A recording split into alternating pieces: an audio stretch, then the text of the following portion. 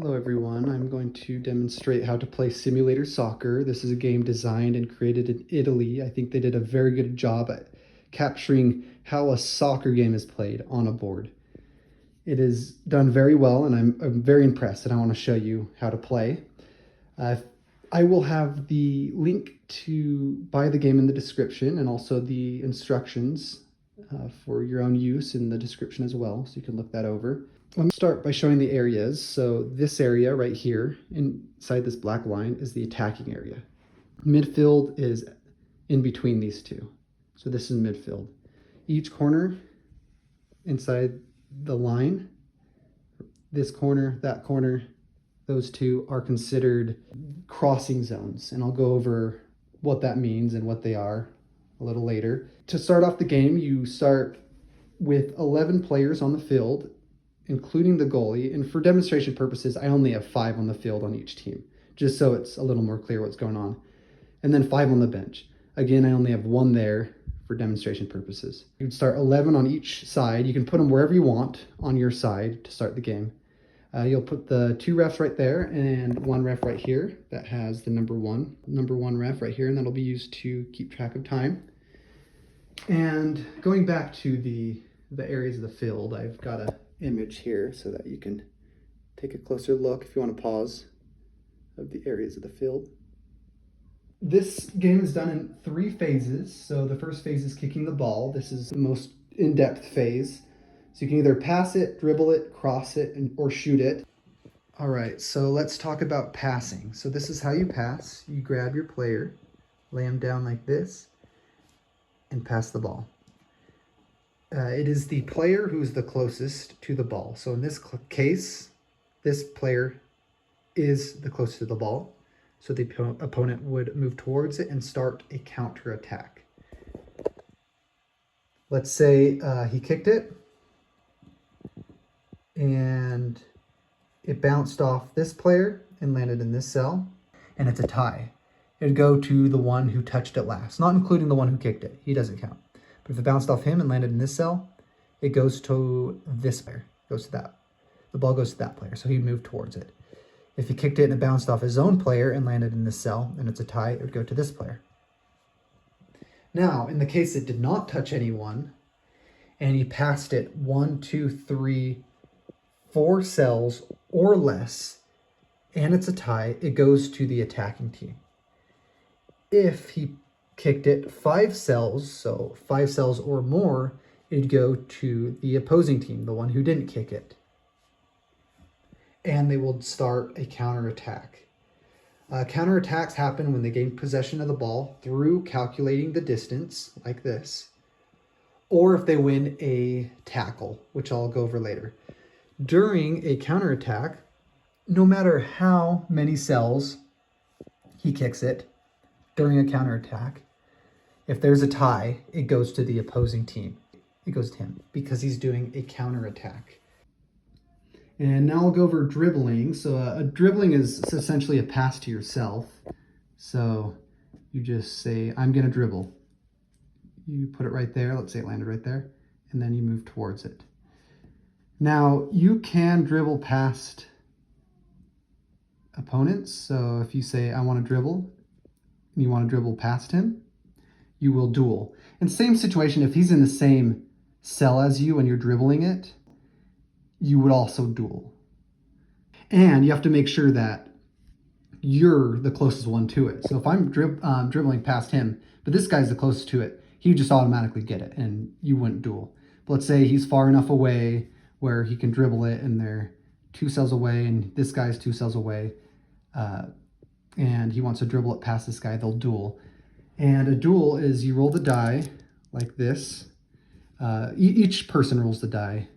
The one kicking, if his die, let's say the one kicking rolled a 3 and he rolled a 2, the one kicking wins the duel, and the one that loses has to lie down and he can only stand up again in phase 3. Let's say they're in the same cell and he dribbles, it's the same thing, you can duel, and he loses, and we go up there. If it's a tie, if it's 2 and 2, the opponent wins. The dribbler has to have a higher value to win the duel. There's also some additional rules about dribbling, that some more complicated rules. I'm just going over the basic stuff that you can read in the instructions if you decide to look that over. Colors on the top of their head can be added to the point value, but if you just want to play the basic rules, you don't have to worry about that. You can dribble past the goalkeeper, and you can only do this when the red ability is activated.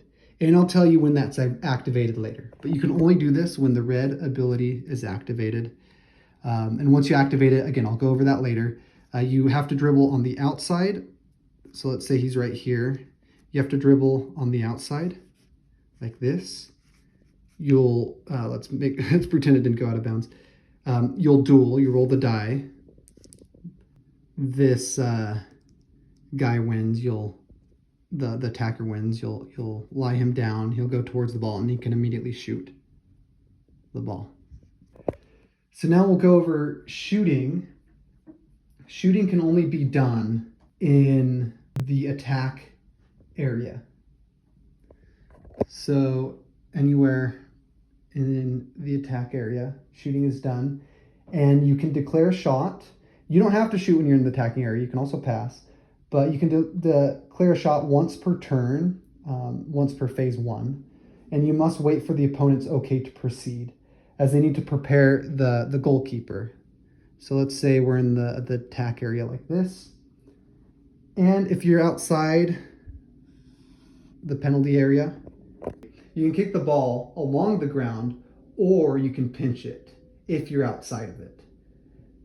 So pinching it is, so this is along the ground. Pinching it is putting the ball under and doing that. So that's pinching it. If you're inside the penalty box, you can only kick it like this. So if the kick or shot is made outside the penalty box, the opponent will get their goalie ready, and you'd hook the guy on and try to block it. And then after the shot's done, you would take that away. If it's done inside here, inside the penalty box, the goalie can lie down, only lie down, if he moves 2 cells or moves back 1. So when he's positioning himself, say he's like, hey, I'm going to shoot now. If he moves 2 cells, 1, 2, he can only lie down. He can't stand up. Or if he moves 1 cell, let's say he's right here, 1 cell back, he can only lie down. But if he only moves 1 cell forward, so if he moves 1 cell forward or moves within his own cell, he can either stand or lie down. If the ball remains in play after a shot, the player close to the ball moves towards it to reach it, and it's their turn. And they can begin a counterattack if the opposing team gets to it. And the one kicking the ball can't count towards the calculation of distance. So let's say, oh, I shot it. That was a really bad shot. And go to that team because he can't be counted in that calculation of distance. Same situation for a header. A header, when a header's done, the one passing the header to the teammate can't be counted as the calculation of distance if it doesn't go out or in the goal. And so let's go over header now. You can declare a header if you're inside this box right here. And the way you do that, you can either pass it or you can pinch it towards one of your teammates. And whoever it touches can now do a header. So you saw that it touched this guy. So you can put the ball on top of his head. He's like, I'm going to shoot now. The goalie gets positioned and you will try to header it in. If it touched the other team, let's say it touched him, you'd put it on his head and he would header it away. So that's phase 1. The other team doesn't have possession of the ball. You go on to phase 2. Before we actually do that, we're going to go over the basic abilities. So that's the colors on everyone's head. So yellow guy, if you pass to a yellow guy, say we're passing to a yellow guy, and it's got to land in the yellow guy's cell. It has to land there. He can immediately pass it again. And this is once per turn. You can only activate one yellow per phase one. And same situation with the red guy. He can do an instant shot. So let's say I pass it to him. The difference here is red, it doesn't have to land in his cell. He can move towards it and then declare an instant shot once per turn. Green is an instant cross. So let's say I pass it to green and it's in the cross area. Oh, by the way, if it lands on the line like that, this is considered one cell. Like, it's all one cell right there. And let's say he's the closest one. He can reach it, and then he can declare a cross and do a cross. And blue guys, let's say the opponent has a blue guy in the same cell as this guy. It cancels his cross ability. So it cancels any ability, yellow, green, red, it cancels his ability. So if he moves towards the ball, he can't do an instant cross because a blue guy was in the same cell as him. Phase two. Phase two is the attacking team can move any amount of their guys, any amount of cells. I can move this guy, and it's up to 3 cells, sorry. 1, 2, 3. Let's say I want to move this guy 1, this guy 2, 1, 2, and then that's the end of phase 2. And if you've moved any player by at least 1 cell in phase 1 or 2, in phase 1 meaning if you go towards the ball, you move this guy down 1, you move the time. And once he gets down here, you replace him with the number 2 ref, and then he goes back, then you replace it with the number 3 ref, and then the game ends once number 3 ref reaches the last cell and the ball is outside the attack area. So if it's still in the attack area, you can keep playing until it leaves the attack area. So that's phase 2 is the offense moves their guys, and then phase 3 is the defense moves their team. And defense can move their team as many distance or cells as the offense moved. So let's say this is the only guy I moved, and let's just pretend this guy on the offense is the closest to this ball. We'll move 2 cells there, and I don't move any of the rest of my team in phase 2. The opponent can move every single player on their team up to 2 cells because he moved 2 cells. Let's say I didn't move at all. Let's say it was passed directly to him.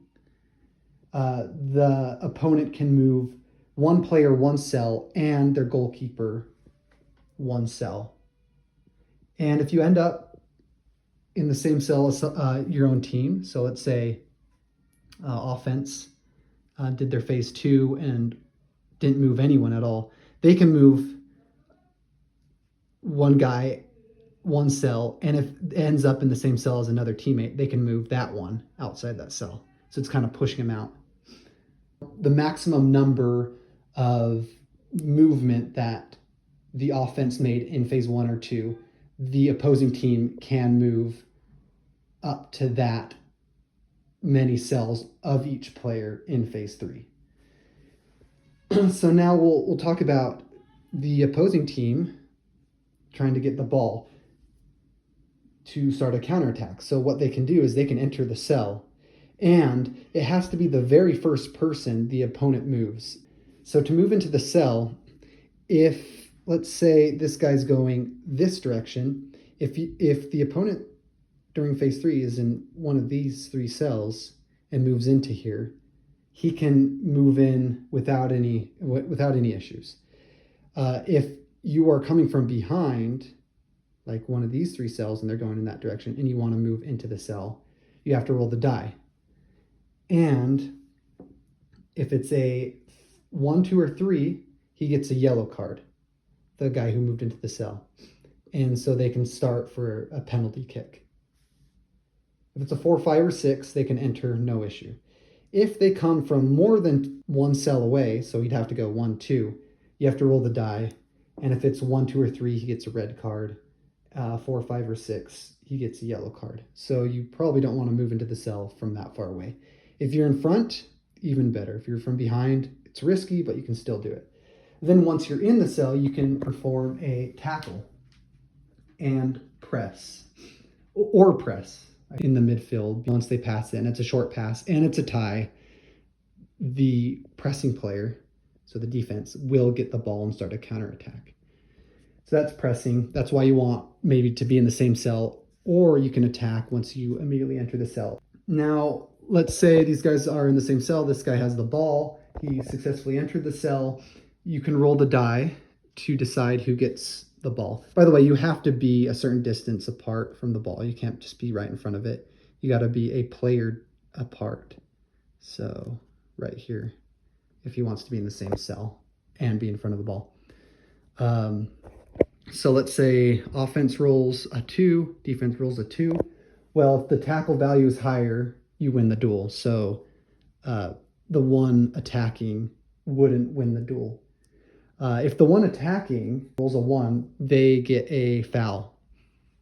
So the one attacking, let's say they rolled a 1, that's a foul, and they get a penalty kick. They don't get a flag, they just get a foul. And if you win the tackle, you immediately start a counterattack. If you lose, you can move the rest of the team. So let's say he failed at tackling, he wasn't able to get the ball. That's when he can move the rest of his team. The defense can in phase 3. So that's tackling. And there's additional rules with tackling, like you can add a number to your die according to what ability they have on their head. And there's a lot more complicated abilities. I just put basic ones on just for purpose of explaining things. And if you want to learn more about the more complicated abilities, you can look at it in the rules in the description. And if you moved anyone at least by 1 cell in phase 3, you have to move the time 1. If a counter attack starts, you don't move the time. So there's a chance in phase 2 and 3 to move it. And that is phase 3. For substitutions during a reorganization of your team, where you can move your entire team wherever you want, you can substitute. So, and I'll go over when that would be. And for free kicks, penalties, corner kicks, goal kicks, and goals, that is where you can move your players wherever you want and can do that substitute. So with goals, obviously, just like soccer, you got to have one team on one side and one team on the other. But in case of penalties, corner kicks, goal kicks, and free kicks, you can move your entire team wherever you want. Both can do that. But the one that has possession of the ball moves first, and then the defense moves after that. And then offsides, it's the same rules as soccer. With throw-ins, this guy kicked the ball and it went out.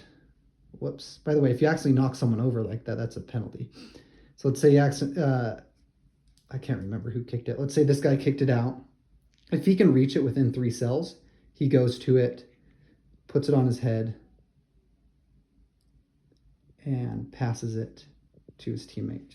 It's like a phase 1. And that is not considered a counterattack. So if, let's say this guy kicked it out, but the other team is more than 3 cells away, he can move his guy to here to header it in, but he's more than 3 cells away. And so everyone can move their entire team any amount of cells to wherever they want and can do a substitute. That's if the one throwing in is more than 3 cells away from the throw-in spot.